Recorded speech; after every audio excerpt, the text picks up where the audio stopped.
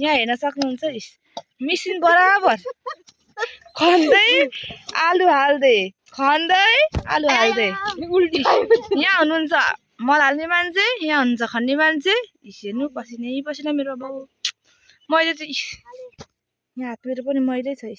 अहिले मल आलु हालेको एकछिन यहाँ भिडियो बनाउँदा चाहिँ यहाँ मेरो भाइले मलाई सहयोग गर्दैछ। उसको खुट्टामा घाउ छ तर पनि यहाँ मिहिनेती बाउ। यता मेरी आमा यहाँनिर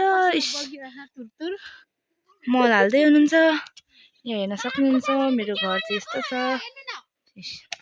यो बारी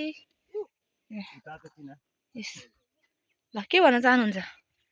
अब आफ्नै पौरख आफ्नै परिश्रमले उत्पादन गरेर खाने,